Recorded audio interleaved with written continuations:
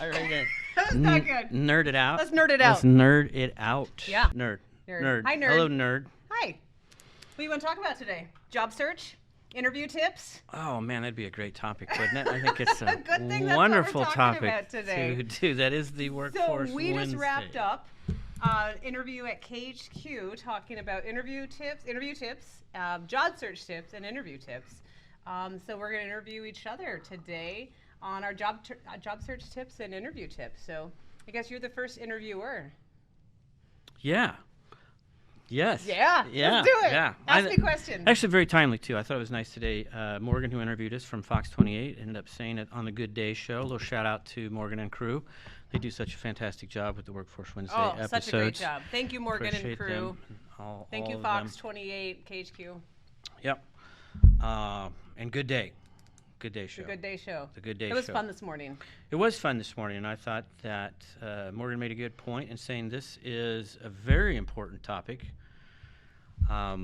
of going over because a lot of folks need to know a little bit about job search tips and interviewing tips. She called it news you could use. Yeah, news you could use. She said we shouldn't say it like that, but we did a news you could use segment, so we're happy to do a podcast as a follow-up. I think Vic, our producer, should hurry up and go ahead and TM that, trademark that, news we could use. I feel like it's already might be trademarked, but yeah.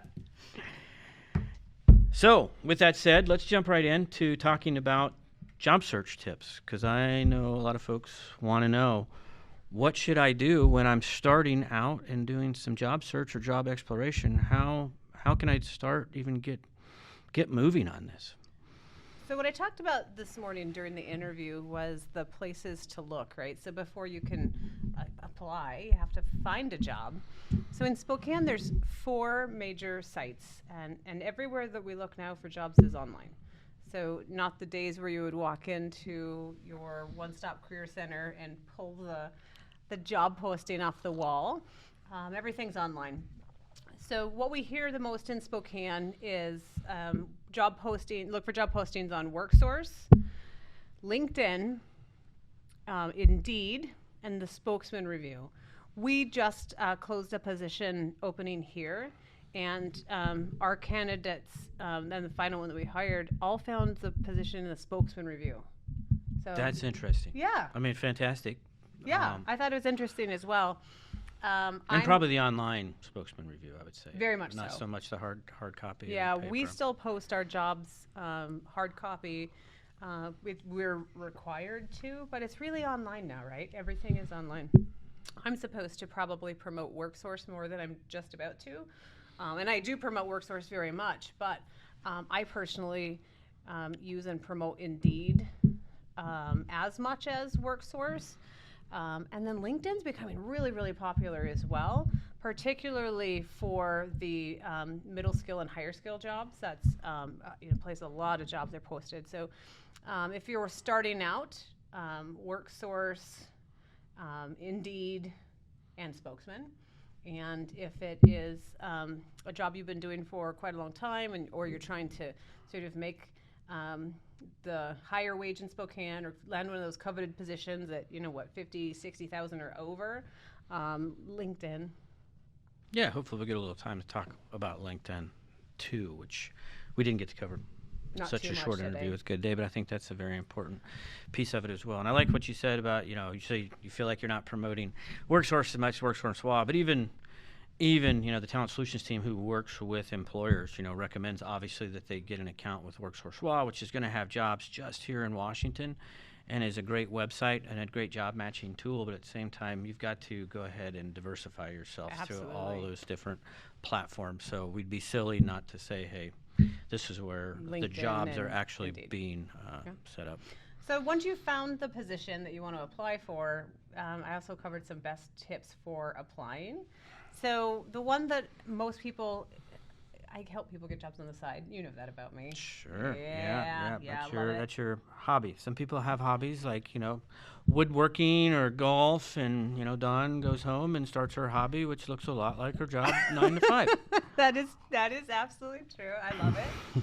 So what most people do wrong, by the time that they've called me, I tell them to go to WorkSource. But I also do sort of, friends. I help friends out on the side.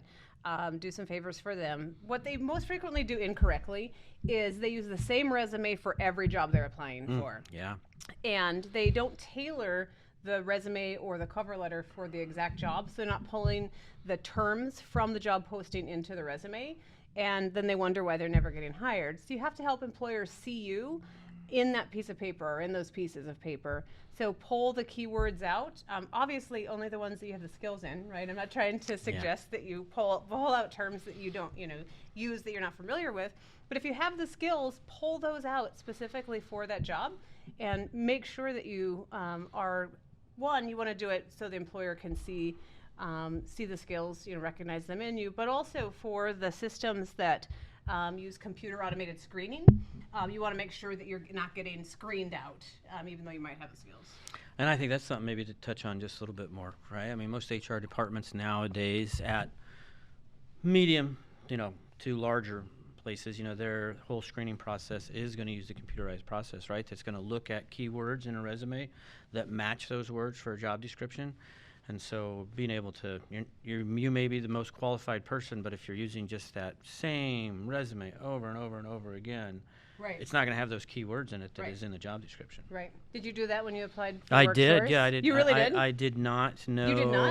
a whole lot about anything. I mean, thanks to the folks out at Fairchild Air Force Base who, our folks who are out there at our satellite site who were able to help veterans. And they helped you while you were out there, They right? did. They got to change the language around, because we use a lot of, military speak and so forth, and how do you change that? But I think one of the things I didn't know is I actually remember an employer reaching out to me after I had applied on Indeed and said, hey, we really would potentially like to interview you, but you might want to pay a little bit better attention to the resume that you upload, because I don't know if it's resume or cover letter, but I actually had like the old employer on there because I just kept changing the name of the cover letter, like to whatever business, right? I was like, to whatever business I was applying to, and I forgot to change it, which happens, with all not the time. Which of course shows the employer that guy's really good at attention to detail. And they really want to work here. Yeah, they really want to work here. because your letter says like, oh, this Their is competitor. Yeah, this is the only place I want to work. Right, yeah. And then you address it to the wrong employer. Yeah, down at the bottom, you're like, this is the only place I ever want to work in Spokane, except for the fact that up on top here I have a whole different employer.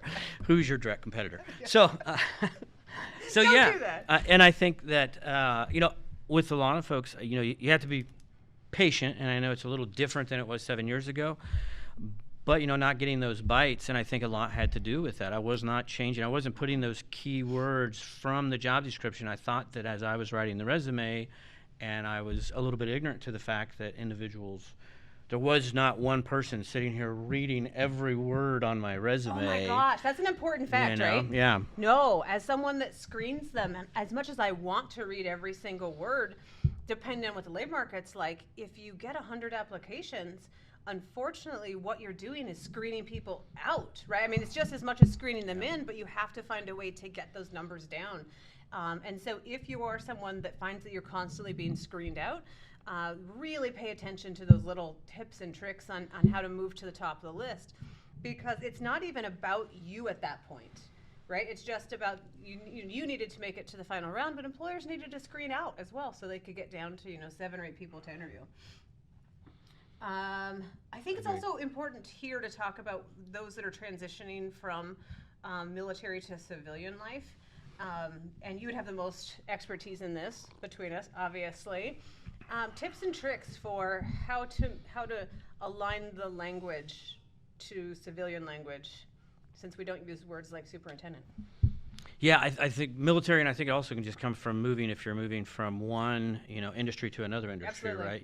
It's very much so it's very much the military, same. probably, but yeah. So you're continuing to use the language that is used within your industry, and of course with veterans out there, I think that's one of the key things is that they need to look at those words, and of course that's one of the reasons why working with a career coach who specializes in helping individuals to change up that language so that it's understandable language, because there are completely different set of words and titles that are used, and if you want to completely get someone to grasp the work that you did in the military, and I think a lot of training in the military, a lot of leadership training and opportunities for folks, and I think that doesn't get translated very well, and certainly that was something that was told to me. It was like, this is really nice, you've got a nice chronological order of what you did in the I wanna see your military. first Yeah, resume. right.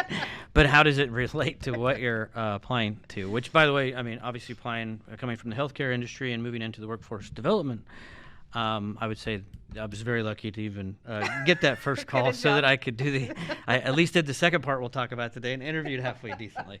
Yeah. You did, and but- we will talk. We'll talk about that. We'll do that in a but moment. yeah, so I think it's really important. I think that you should consider. You have to have someone's eyes on it. I think that understands, that transition. That there are specific things that are going to catch the eye of a potential hiring manager. Where should someone go? So if you're currently at a base, Fairchild here, we have staff. WorkSource has staff on site. American Job Centers around the country. You've made this transition. What would you say? Yeah, there's individuals that typically, I would say, first and foremost, I think any veteran, you don't have to just work with somebody that used to be a veteran in order to be successful. And that's probably not going to lie with a few people perfectly, but I'm just going to say that, as a veteran myself, I will say that it may behoove you to work with somebody who's not a veteran, because when they look at your resume, they're going to be like, what is all of this?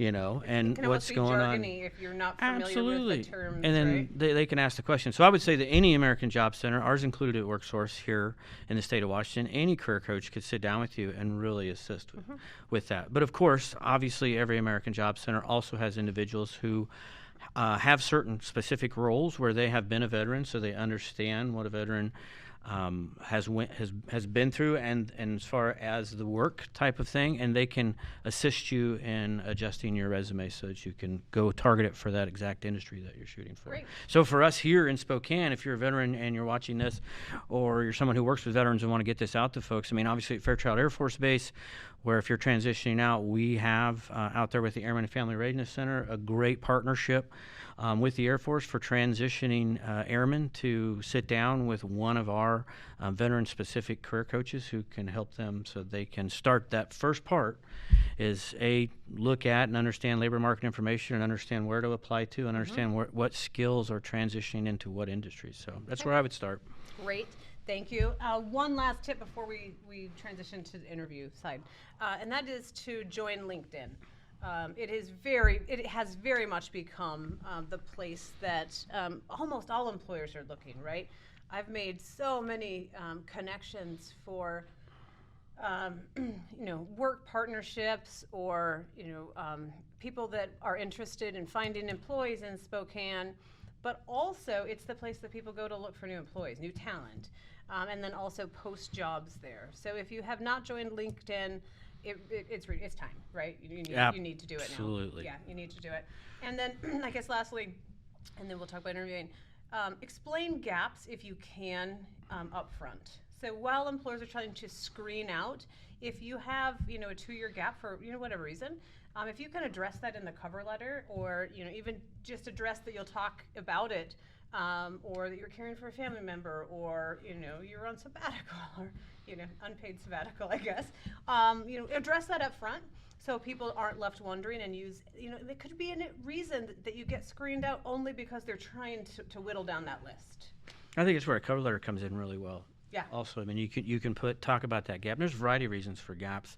Obviously, during COVID-19, there were gaps because individuals decided to stay home and do childcare, things like that. Obviously, if you were justice involved, I think They decided, but I mean, Required. made the choice because of that, of those reasons, and recognized it wasn't cost effective for them at that present moment in time. And then, of course, if you're justice involved, I think it's very important. Not necessarily to put that right out on your resume, but there's going to be a gap, and you can guarantee that you're going to have to address that, a gap that's in there. And how do you properly explain that gap and yet go ahead and talk about the skills that you have as you look for employment? So I'm with you 100%. Going back to LinkedIn, what I think's been amazing about LinkedIn is I think a lot of hiring managers, a lot of recruiters, to your point, certainly in my LinkedIn network, I mean, I'll see people who will post that they are, it's kind of neat, LinkedIn's got this thing where you can click on it and say open to work, and around your picture it turns green and says open to work, and people can see that. And it's amazing to see the number of folks who says, hey, I'm looking to transition, or, I've left this job and I'm in the middle, and just to see all the comments by individuals in the LinkedIn network that are pointing them in different directions. It's incredible. As well as recruiters who jump right on there and say, hey, I'd love to get to know you. So I think you definitely need to sit with someone.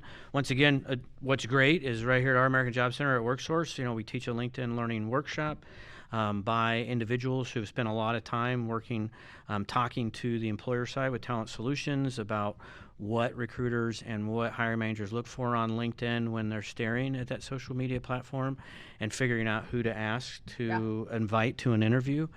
And so I think that going to that and having somebody really sit down and say, this is what you should end up saying about yourself, because there are certain pieces, if you're not familiar with LinkedIn, where you can put your experience, you can get recommendations from other people who you've worked with. You can call yourself a workforce nerd, which I have updated mine. Yes, I saw. To say that. And Morgan referenced it this morning. Yeah, during she our did. interview, she called us the workforce nerd. The workforce so that's pretty cool. All right, so, workforce nerd. Interviewing. So you've landed the job. You've used all these work search tips. You've landed. You've landed the interview. What are some tips?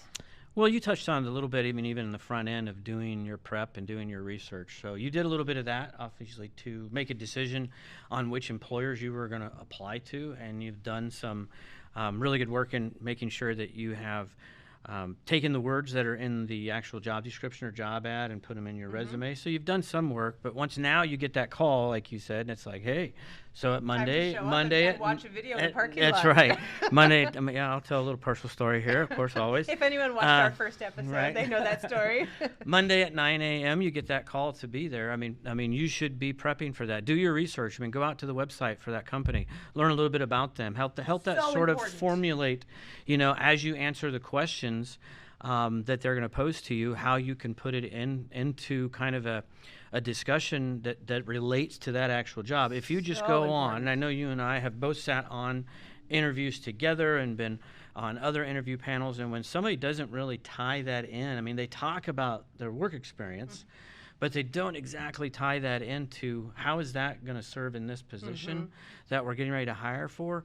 It's great information, but it's very tough for a hiring manager to see where you're going to fit in. Yeah, you have to help them see it, right? That's the technique to interviewing.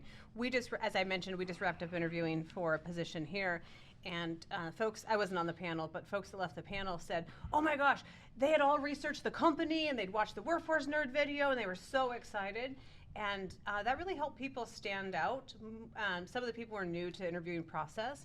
And it was enjoyable for me to see how important that was for them to see someone else connect to the work. So and it works. It says something to a hiring manager when you're able to put within the answer to your question that they're asking you.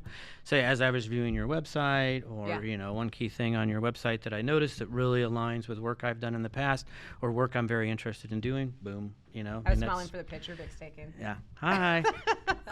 That's a mic drop. That really shows that you took the time. Instead of just like, you can end up doing it just like your resume, right? You go from interview to interview to interview, and you haven't changed a thing about what you're saying. And by the way, don't regurgitate. Not researching and just regurgitating your resume. No. They've already reviewed. Everybody on that panel or the one person interviewing you has now taken the time to look through your resume. By the time you're there, they've looked at it. Yeah, they want you to add additional information. What else do you have for interview techniques? Let me look at my hand. Oh, yeah. Let's point that out. Let me look at my hand. This morning we did an interview at KHQ for our Fox 28 Today Show. And Good day show. Good day, excuse me. Thank you. We may be on the Today Show someday, but we'll see. Good day show. Haven't got that call. So we get there, and Kevin points out to our friend Morgan, the anchor, and myself that he had written the notes on his hand. And it actually turns into part of the interview. So if you are interested in watching him reference the notes on his hand and how to not use that during an interview, so don't do that. Yeah, I wouldn't recommend it. It'll show that you're obviously very innovative in the ways, maybe, and think a little outside the box. But yeah, you could end up looking like the movie Memento because you have everything written all over. Surprised you know that movie. Oh, Guy Pearce, obviously. Wow, I did not know. Yeah. Okay. So maybe, since I name dropped Guy Pearce, maybe he'll watch this episode and come on and potentially be a guest for us.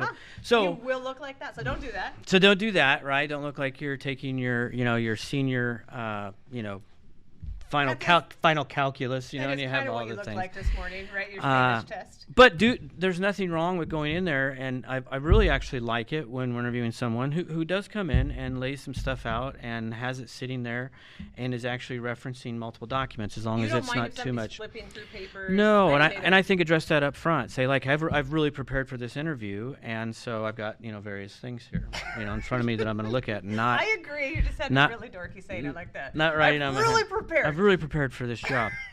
You're sweating. And you referenced the video that you just watched.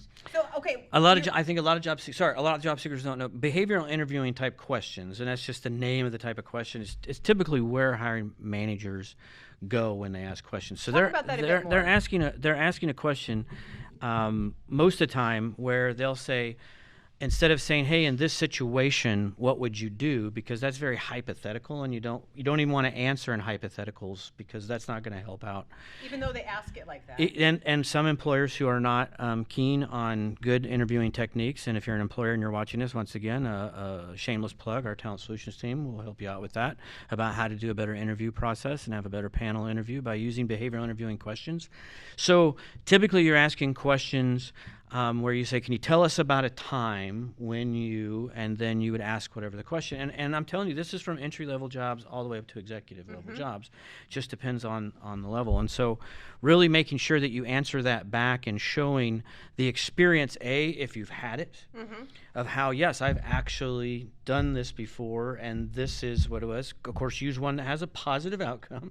So no matter how they've worded the question, the trick is to come back every opportunity you get and say, I've had that. Let me give you an example of a time I did this. So, and if you're a young adult or somebody returning to the workforce who's had a gap and you don't necessarily have experience, but you're trying to break into this industry or this type of a job, coming right out of college is another great example for that. And, all you have is, obviously the academia expertise of it.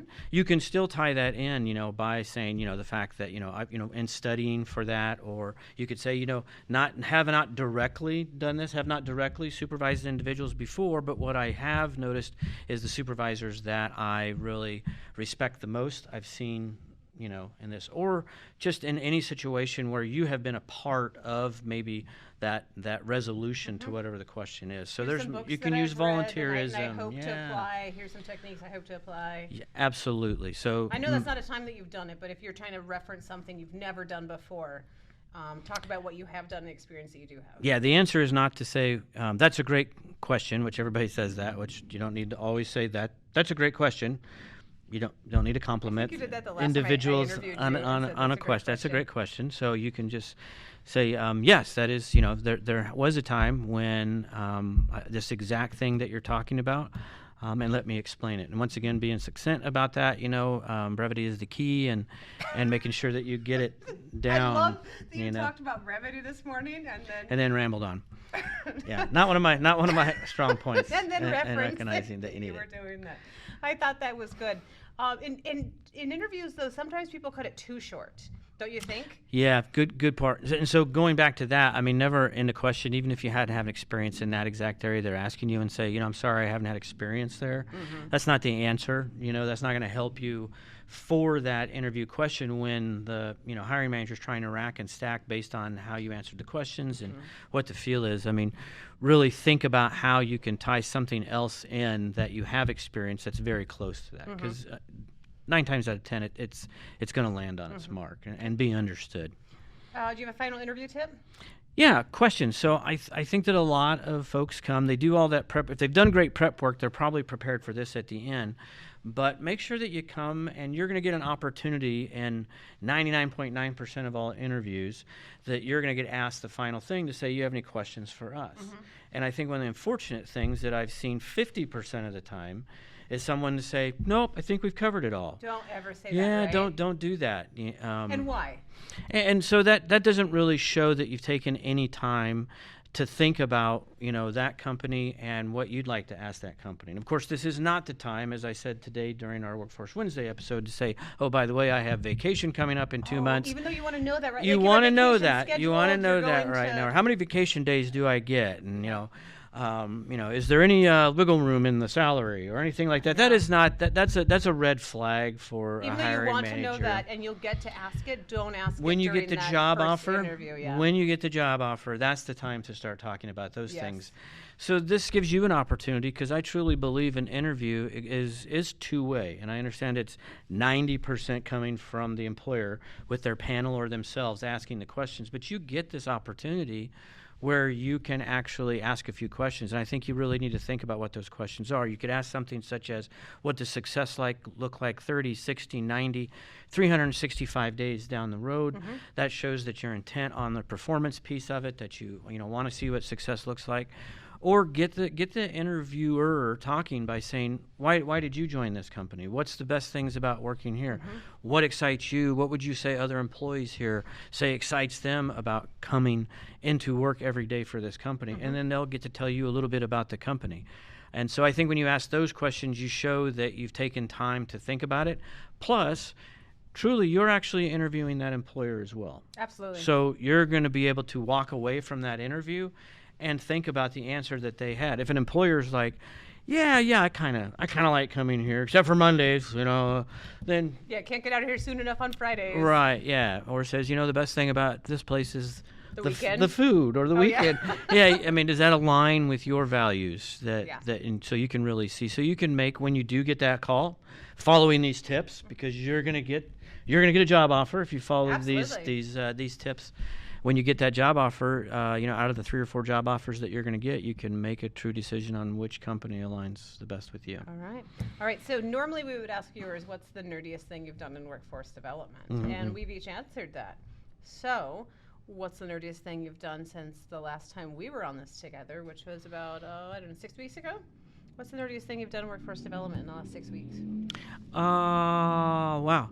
So I will say, truly. I know we did not prep for this. No, we did and not. I don't even have an answer, but Truly, yeah. workforce nerd, as you've seen, and everyone else who works with me seen on. I try to at least. I think I've done it 3 times now since the last episode. I've been wearing a sport coat with my workforce nerd T-shirt underneath. Oh, have you? Been getting a lot of traction with that. With people What do you being mean like, traction? it's like Tell us, a little what Friday does look, that and mean? everybody's like, "Oh, you're wearing a T-shirt underneath your sport coat," and I was like, "Yeah, look, it's the workforce nerd." That's the traction? Yeah, that's the traction. And getting to tell them what workforce nerd is. So that's pretty nerdy. You look like you're selling watches or something? Yeah. And I also think that I've gotten to that place, like we talked about in the first episode, where, you end up talking about your work a lot, and other people are like, oh God, here comes that workforce nerd again.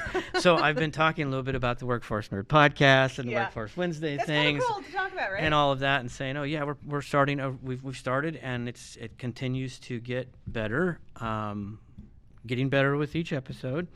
That's what I hear. That's what we hear. That you should really attach yourself to this Workforce Nerd podcast. So yeah, I think the fact that I'm wearing the shirt and promoting it, and then also pretty nerdy. I think back to yapping about it a lot. That's pretty nerdy. How about you? I spent, and I wasn't prepared to answer this, but I'll just give you something. So I spent the entire weekend on LinkedIn. So I've been a LinkedIn advocate all day today.